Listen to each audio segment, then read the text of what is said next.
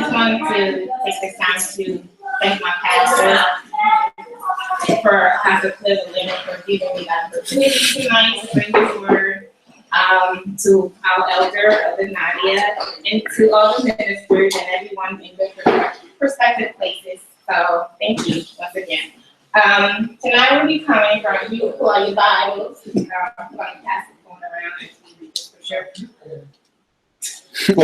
Old school. You can just pull out your Bibles and phone. We're going to be coming from St. John, chapter 8.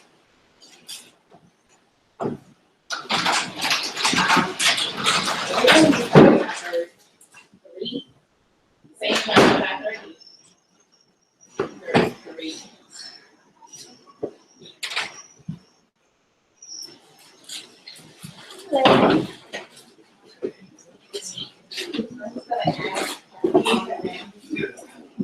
Chapter 8.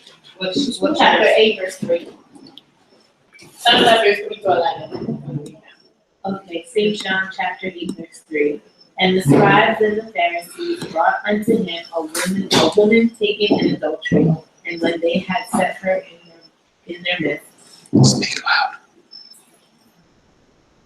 they say unto him, Master, this one was taken in adultery in the very act. Now Moses in the law commanded us that such should be stoned, but what sayest thou?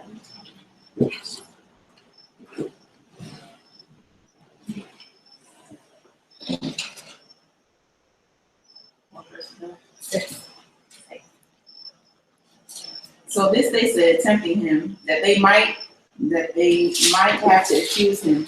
But Jesus stooped down and with his finger wrote on the ground, as though he heard them not.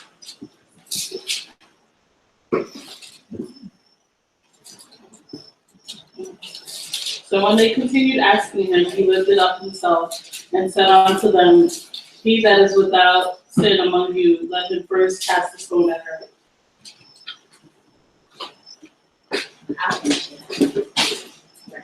Verse 7. And when they continued asking him, he lifted up himself and said unto them, He that is without sin among you, let him first cast a stone at her. And again he stooped down and wrote on the ground. And they which heard it, being convicted by their own conscience, went one by one, beginning at the eldest, even unto the last. And Jesus was left alone, and the woman standing in the midst. And when Jesus had lifted up himself and saw none but the woman, he said unto her, Woman, where are thy accusers? And had no man condemned thee? And she said, No man, Lord. And Jesus said unto her, Neither do I condemn you. Go and sin no more. Amen. Amen. So we're in the book of John. And today, my assignment today is really our topic for tonight is to talk about the spirits of hypocrisy, avoiding hypocrisy. And many of us, we looking at this story and we what is hypocrisy? And basically, hypocrisy is an act of someone who claims to believe something but acts in a different manner. And the word hypocrisy is a Greek word that comes from the term hypocrisy. And many of us, we wear a mask, and many of us, we put on a mask, we pretend to be something that we're not, because we want other people to look at us and to look like we have it together. But deep down, we really don't have it together. That's real. So when we look at the word hypocrisy, sometimes people from the outside are looking at the church and they say, the church is full of hypocrites. That's what they say now. So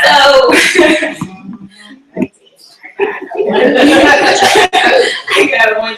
So we're in St. John chapter 8, starting at verse 3. I'm just giving the definition. So we as a Christian, and the word actor basically means somebody who wears a mask. And in other words, somebody who pretends to be somebody that they're not. So why, as I was reading the scripture, I was just like, okay, so God, why do we as a Christian, why do we put on this mask to make other people believe that, unbelievers think that we have it together? Deep down, we don't really have it together. And the reason why we wear a mask because we're trying to hide our lifestyle. to cover up the sin that's in our life. We don't really want people to know that we're in sin because we're in a church. And the other thing that I found out is that our personality, we wanted to make it seem like, we're so different from the world, but deep down some of us have the same struggle as an unbeliever has. The only thing that we have is that we are in God and we're looking to get it together. That's right. So God is really saying, God has really come to deal with the spirit of hypocrisy in the church, because it is in the church. And Jesus came to deal with the spirit. So tonight we're going to take a look at the life of the Pharisee, the scribes and the Pharisee. And the story basically is about how the Pharisee and the scribe brought this woman who was caught in adultery. They really brought the woman to Jesus, but Jesus know well how to deal with the scribes and the Pharisees. So here we found in the scripture that the spirit of hypocrisy, it is in the church, and God specifically wants to deal with this spirit today. And the reason why God wants to kill the spirit and God wants to destroy the spirit, because this spirit, it hurts our witness to an unbeliever. And the reason why it hurts our witness to unbeliever, because they're looking at it from the outside, like we all have it together. But one thing that they don't know is that they don't know the places that we have been, and they don't know the things that God has delivered us. Even though we as a believer, we feel like, we never sinned against God, and we never did anything against God. So even as we find ourselves in this place, and I'm trying to go by my notes, I know you don't go by my notes, and I'm trying to Just flow on. to stay to my notes, and I decided to leave. And so we find, and the spirit of hypocrisy, God called it a sin. And sin is a sin. It doesn't matter how big your sin is. It doesn't matter how small your sin is. God said that there are 7 things that He hates, and one of the things is a lying tongue. If you're a liar and you just this woman was caught in adultery, and my sin is not as big or as hard, so I have the right to judge her. And you really don't have the right to judge her, because God looking at you, God said, okay, whatever punishment you deserve, you're gonna get the same punishment if you don't repent. So the reason why the spirit Bible calls hypocrisy a sin, because according to James chapter 4 verse 17, and it says, therefore to him that knoweth to do good and do it not, to him is a sin. Jesus. So it is a sin unto God. It doesn't matter however way you look at it. God calls a sin is a sin. It doesn't matter how big or small it is. So there are 2 forms of hypocrisy. One is someone who professes beliefs in something and then acts in a different manner. Right. And another form of hypocrisy is that we look at ourselves, we're like, I have it together because I think in my mind I have it together. So therefore I look into other people and judging them while they are still in their sin. Not knowing that, some of us were still, her sin was, she was caught in adultery, but we all have a different sin that we all were caught in. And just we were never able to be like, this is what I dealt with. So, and we think that we have it together, so we're looking at other people and we're looking down on them. We're talking down on them, like, how can they do that? Not knowing that we too were, and not this one, but we decided to give our life to God. We decided to have that turn onto that. So today, my assignment is to deal with that fear of hypocrisy. So we come, jumping down to verse 3, where we started, and it said, the scribes and the Pharisees brought unto him a woman who was taken into adultery. And the scribes and the Pharisees, they were people who were well versed in the scripture. Their business and their job was to study the law. And even though they knew the scripture, they didn't really live according to the commandments of God. They didn't really live according to whatever commandments that God had given them. So Jesus really knows how to deal with them, and Jesus did not spoken to that Jesus really deal with them and give them the truth about themselves. And one thing that we have to know, that when Jesus comes to the scene, He comes to deal with our truth. He comes to tell us about us. He doesn't come to tell us about anybody else, not our sister, not our brother, not our best friend, but He truly comes to deal with us personally. Because there's another thing, if we're able to look at ourselves and what we have done, it will make us to have compassion on people, because we knew where we have been. So Jesus specifically came to deal with the Pharisees. So the Pharisees, they're the one who look at other people from the outside, but inside their heart is wicked. And just like as we look from the outside, our heart is wicked as well too. And we know that, the Bible says the heart is wicked and deceitful, but all things you can know the heart of God. Right. So Jesus knows the heart of the Pharisees, so he comes to deal with them. And the Pharisees, they were not the priests of God or anything like. They were just like, I was looking it up. I was like, who are the Pharisees and the scribes? There were people who really, from all walks of life, and they are very strict about the laws of Moses. Mm-hmm. They hold on to whatever Moses said to them, and they're like, okay, we have, even though they were not the one, they're not practicing what Moses said to them, they look around, they sit around, they're watching what everybody else is doing, and pointing their fingers at those who are not doing what they're supposed to be doing, but they themselves don't follow the law. And just like many of us, sometimes I find myself in that place where sometimes in ministry, like you find yourself like not doing everything you're supposed to be doing, but as soon as somebody didn't evangelize this week, like that person didn't evangelize this week, so this week, like, I really don't want to go. And sometimes I do find myself in that place like that, like I don't want to go these other people, but looking at other people and pointing fingers at them. Right. So that's basically what the Pharisees did. They didn't really follow the tradition law that God had given them. And they were called, sometimes they were called lawyers and they were called teacher of the law because they were, very well versed in the law. They knew the scripture, but they didn't practice the scripture. Jeez. So, what? Alright, so looking down on verse 3, they brought this woman to Jesus. And the reason why they brought this woman to Jesus was not specifically for her sin. They brought this woman to Jesus because they were looking for accusation against Jesus. They were looking for something, but they didn't have the boldness to ask like Jesus, like, okay, like why this woman has committed sin, what do you think we should do? So they brought this woman to Jesus looking for a reaction out of Jesus. Right. And basically, according to the Mosaic law, if Jesus would have said, okay, this woman had committed sin, let's give her the punishment that fit her crime that she had committed. And, the Pharisees and the scribes would be like, okay, you have broken the Romans law. Because according to the Romans law was taken away from the Jews, which is prevent them from executing people for religious offenses. So they didn't have that, so they were looking for Jesus to do the dirty work. They were looking to get a reaction out of Jesus. So if Jesus said, okay, she deserved the crime, let's punish her, they're like, okay, Jesus, you broke the law. Then they would take this to the Roman authority and say, okay, Jesus has broke the law. Now we have something against him. Mm-hmm. So we often find ourselves looking for other people. We're looking for them to, basically thinking. We're looking for them to mess up. We're looking to manipulate, people so that we can have something against them. But the truth of the matter is that we really have to take a look at ourselves. Right.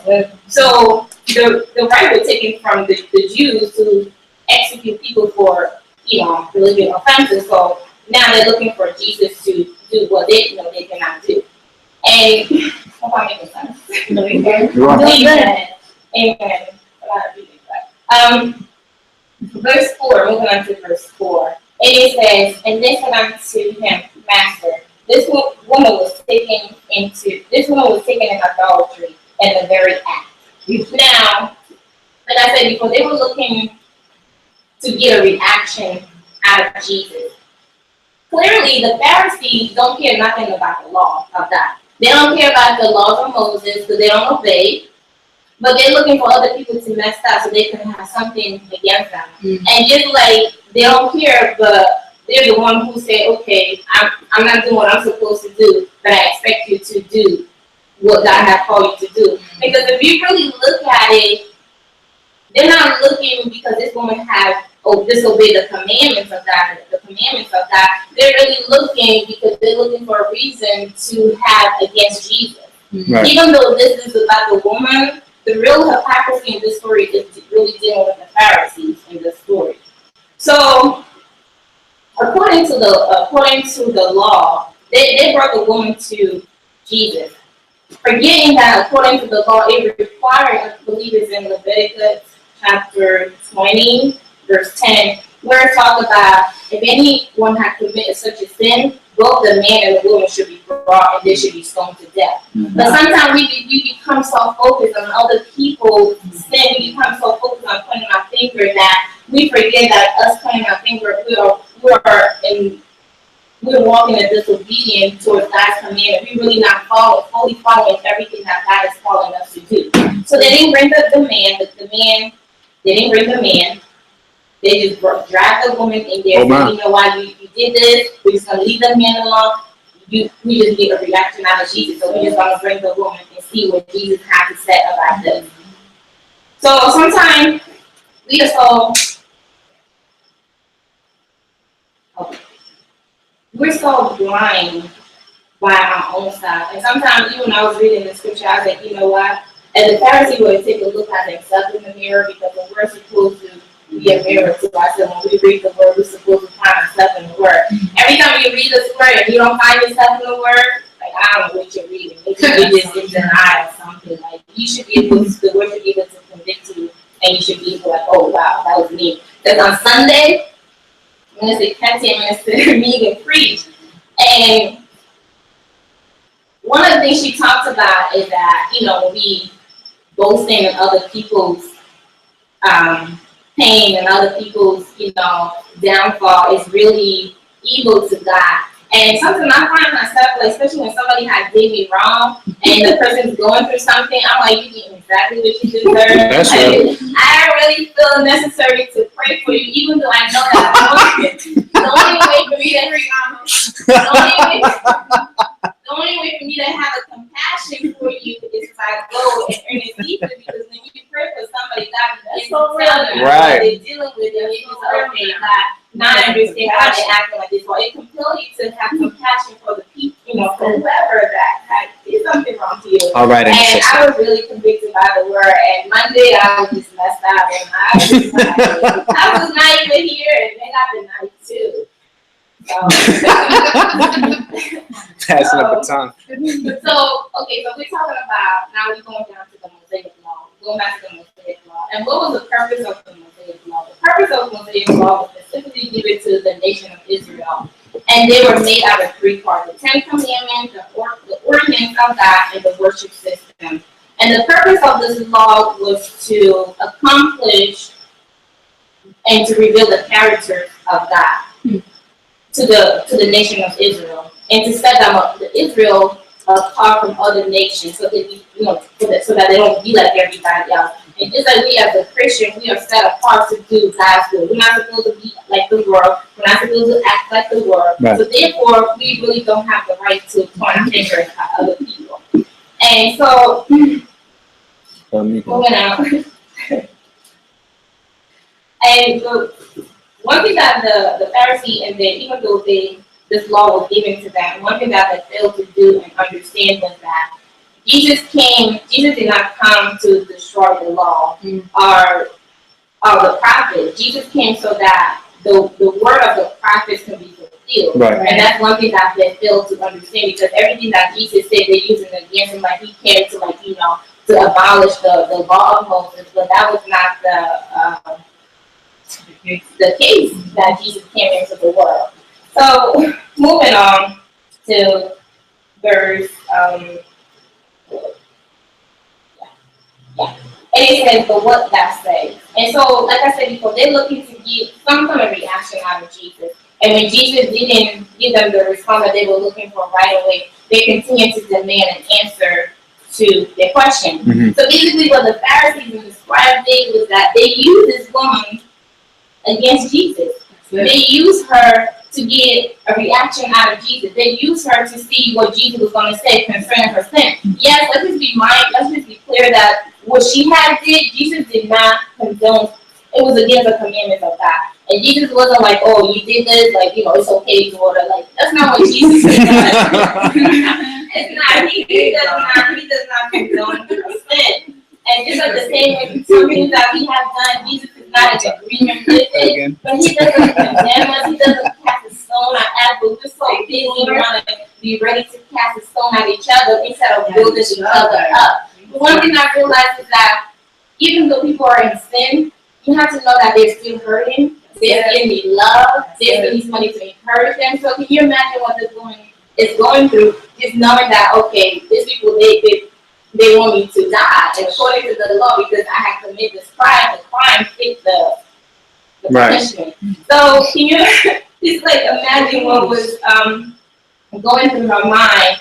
And even when I was reading this, people are in sin. It's important for us as a church to have a compassion for them, because the church is where everybody is welcome. Right. If you are a racist, a murderer, a prostitute, like the church is for those kind of people. And greater love, we've been called to all this kind of people. So I was just asking myself, so if somebody like that would walk into greater love, like what would be our reaction? Right. Are we gonna be like, oh, welcome? Are we gonna be like, I heard? Like, what are we gonna do? The church, and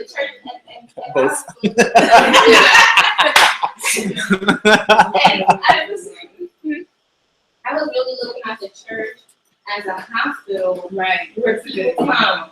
You don't go to the hospital because you're well. Right. Nobody do. If you go to visit somebody who is not well, Right. and people don't come to the church because they have it all together. Sure. You don't come to the church because they know. They come because they know that they need Jesus. Right. So if we're condemning them, the word is condemning them, then where do they have to turn to? They Yeah, know where to that's turn a to. good word. So the church is for the sick people, just like the hospital is for sick people, Right. those who are not well. So we really have the church, in order to avoid the spirit of hypocrisy, we have to know that God called us to love. And I believe in the book of Jeremiah, where it says that the Lord appeared unto me and said that I have loved thee with everlasting love, and with love and kindness I have drawn thee. We have to know that in order to avoid hypocrisy, it's going to take love, it's going to take kindness. The same way that Jesus drew us when we were in our sin, because none of us had it all together. We were in that place of darkness. We didn't know how we were going to come out of there. But it took God to be able to say, okay, daughter, like, I'm here for you. It took God to send people to encourage us and to say, like, you know what, daughter, you're in sin. God doesn't condone this sin, but you don't have to live here. For us to rise up and say, you know what, you're right. Hallelujah. Jesus had died for me, so therefore I don't have to live in this place of darkness. Amen. So, verse 6. And it said, tempting him that they might have to accuse him. And Jesus stood down with his finger and wrote on the ground as he heard them not. And just like I said, they were looking to get a reaction out of Jesus. They continue testing Jesus. They continue demanding answer. And the Bible said that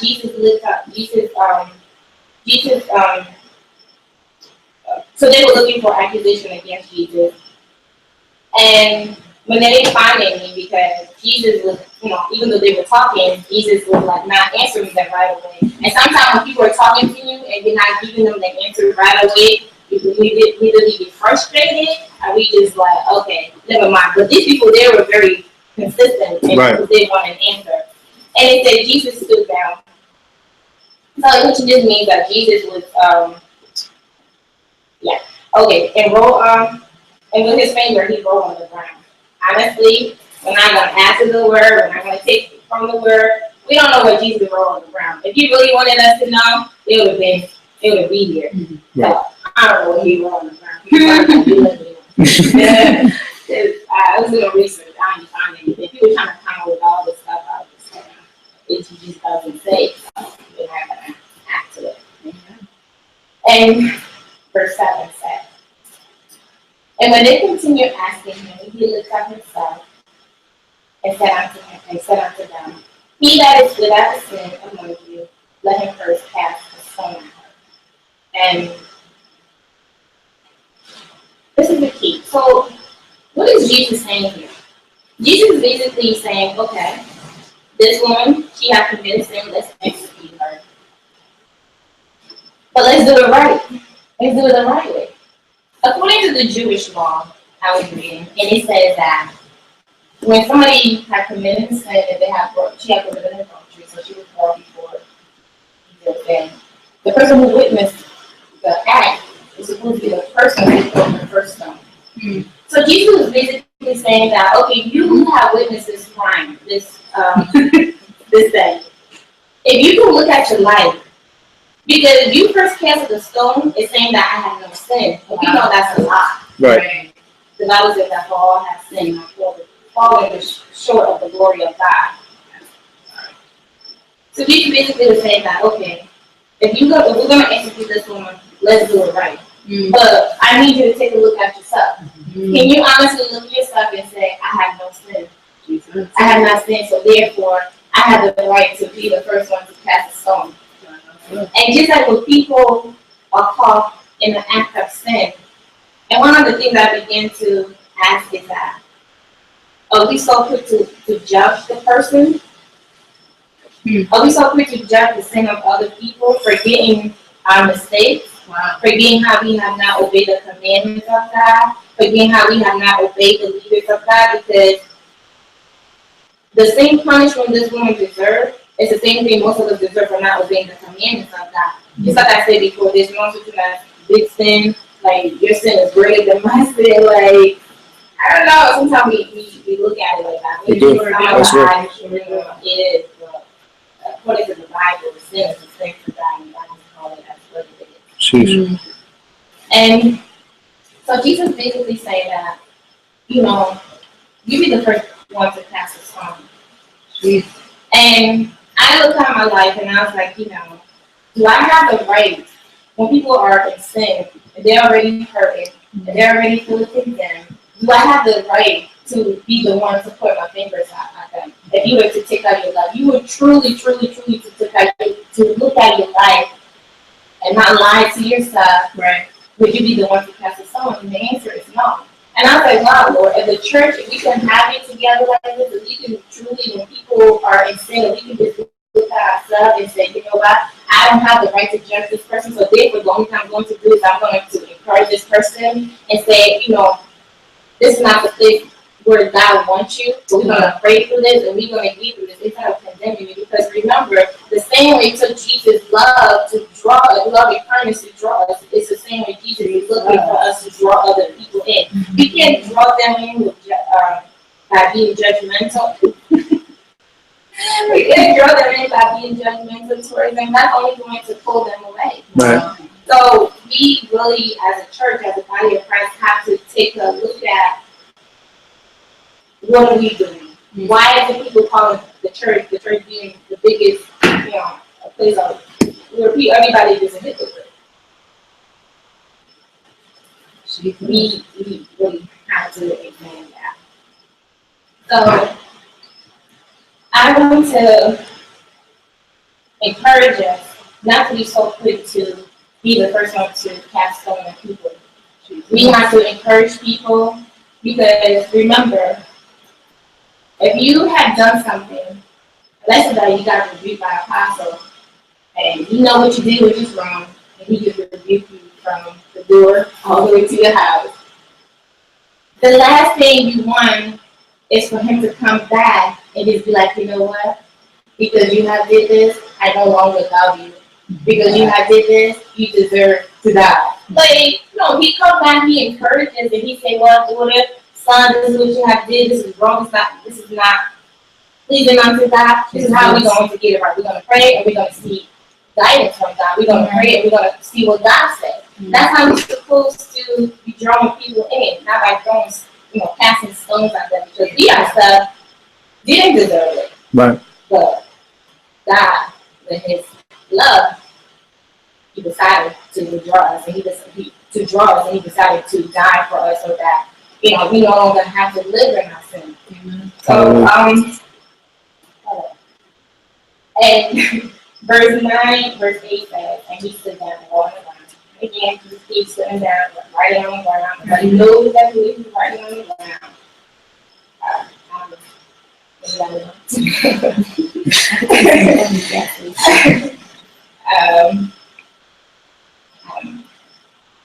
And just going back to verse 7. We have to allow people to hear the word and make a decision for themselves. As long as people keep coming, even though they're in sin, they keep coming and they keep hearing the word of God. The Bible says that the word of the Lord is sharper than any to be restored. So we.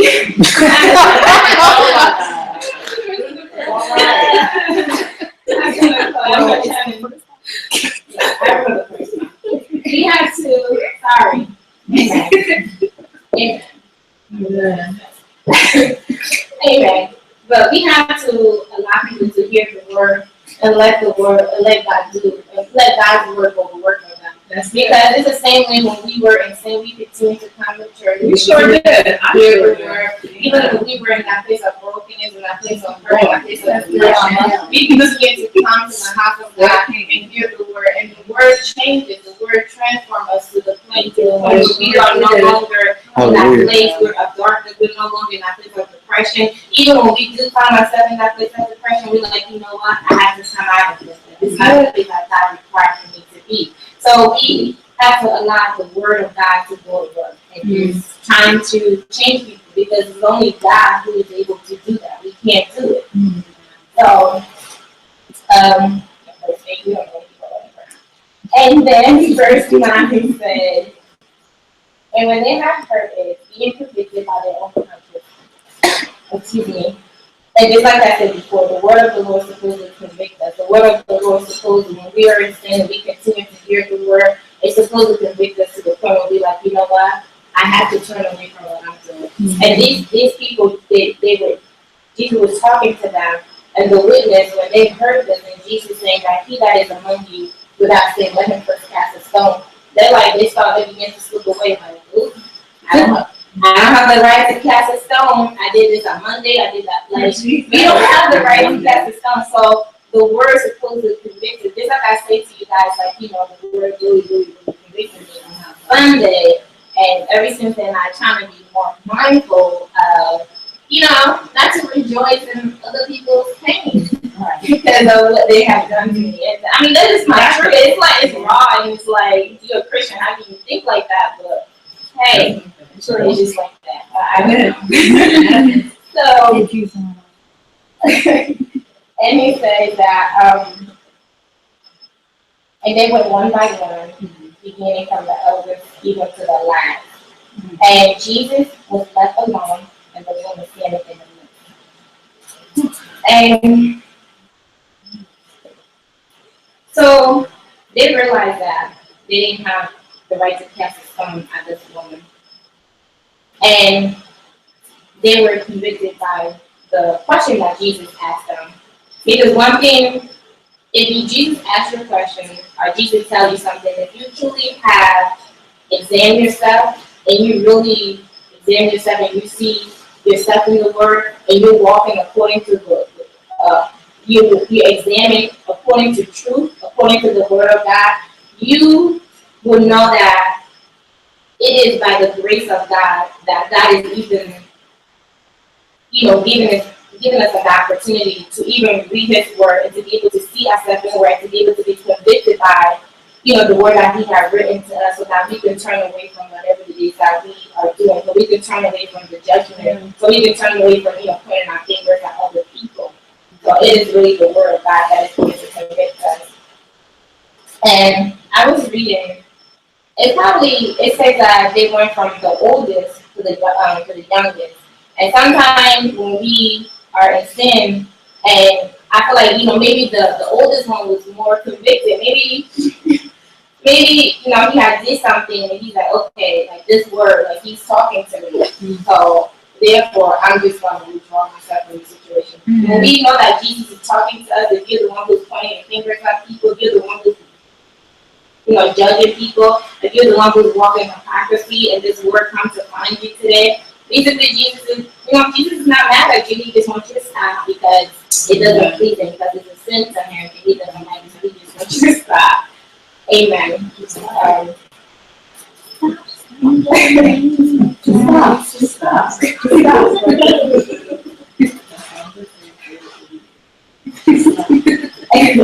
And verse 10 says, and Jesus, when Jesus had looked up himself and saw none but the woman, he said unto her, Woman, where art thou thy accusers? And he said, had no man condemned thee. And so Jesus is really asking the Lord. I guess you can just, the thought of when you think that you have to die, the thought of when you think that somebody's about to stone you to death, because it's very ridiculous. It's not for you to just sit there, for everybody to stone you until you die. And for somebody to step in and say, you know what, you have did this, but mercy. Wow. You have committed the sin, but His grace is sufficient for us. So even in the midst of us thinking that even in the midst of thinking that it's okay to walk in judgment, you have to think about what the other person is going through. Yeah. Yeah, this woman was dead wrong. Because, no business to do with nobody's husband. We deserve, did the sin.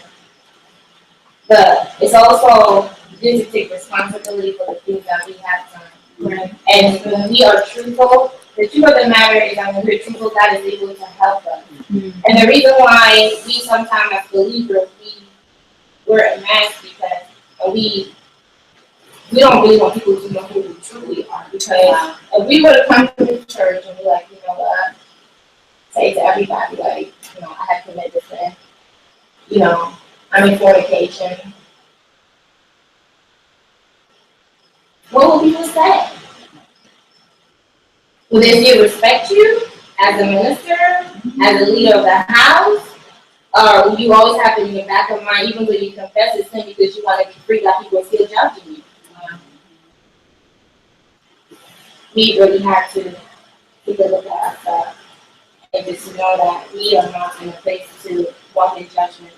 And, I remember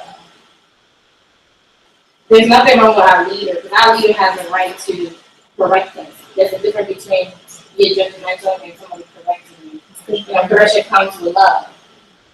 And when you're just being judgmental, you're just, becoming very harsh on people. There's really no love behind it. But that's how that's how He corrects us. He corrects us with love. So we have to do the same thing. And it says, verse 11, it says that. And she said, no man. So Jesus asked her a question, and she answered. She said, no man would. And Jesus said unto her, neither do I condemn thee. Go and sin no more. So we have to know that in a place where we are in sin, when we repent, we cannot leave God's presence. We cannot leave the presence of God without instruction. That gives us instruction. Okay, you're in sin. You have the A, B, and C. That is not pleasing. That is not pleased with you. It's okay, confess it and follow the instructions that God had given you. So, in closing, how is it we as a church are going to avoid the spirit of hypocrisy? Well, the answer basically is found in verse 7, and I have said this before, that we have to really take a look at ourselves. We have to really look in the mirror and say, you know what? I'm in no place to judge anybody. And when we understand who we are in God, we understand the mistakes that we have made, when we understand all the things that we have did, and God did not give us what we deserve, but He gave us mercy, we should be able to encourage other people. We should be able to go and pray for other people. And whatever God shows us concerning that, whatever sin that your brother or sister is in, is for us to come together and say, okay, let's pray. Because remember, it's a love that is going to draw people in. Because what really happened is that the unbelievers are looking in from the outside, and they're like, you know what, in order for me to come and be in this church, in order for me to come to church, I have to have it together. I have to have it all together. And we know that. None of us have it together. You may not specifically struggle with the spirit, but there's other things I struggle with. And you have to know that God is not coming to condemn you. He comes to show you mercy. We have to give the same mercy to other people and love on other people. So today, I just wanted to encourage everyone with that word. And I didn't give all my notes, but I tried to do good as God gave me. So that is all I have for tonight. Amen. Amen.